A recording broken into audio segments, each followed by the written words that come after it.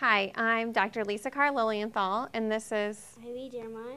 This is my rabbit, Cassie. and we're going to demonstrate for you how to trim your rabbit's toenails. There's several different types of toenail clippers that you can purchase to use to trim rabbit's toenails.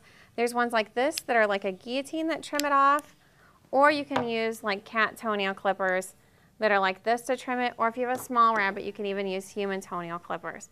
When you're trimming your rabbit's toenails, you want to be really careful not to trim them quick because that's where the blood vessel is, and if you trim too short, it'll cause bleeding.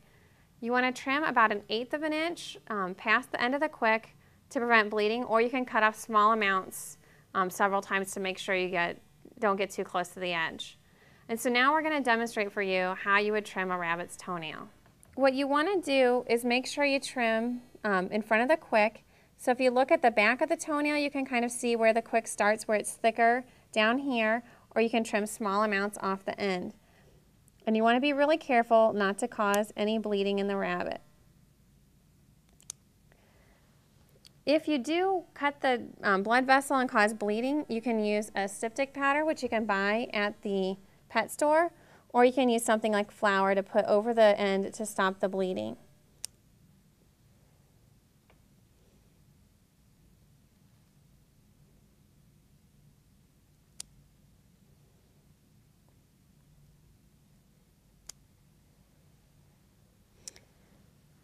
So we'll move to the second foot and trim it.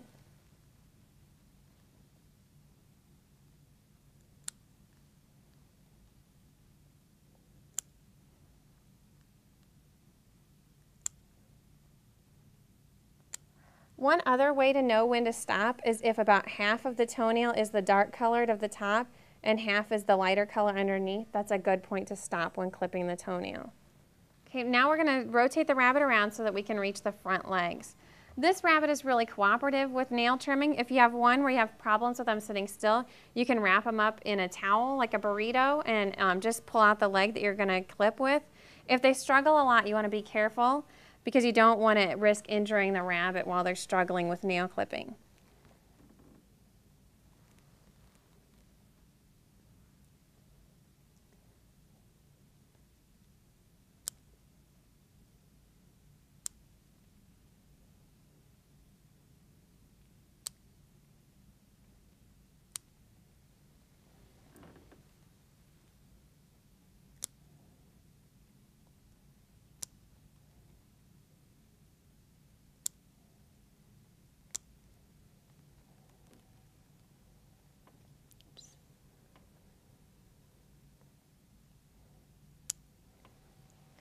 And this is something that is best done in pairs, but if you have to do it yourself, you can sit down in a chair and have your rabbit in your lap and do it that way if you have a really calm rabbit. But it's often best if you can get someone to hold the rabbit for you while you clip their nails.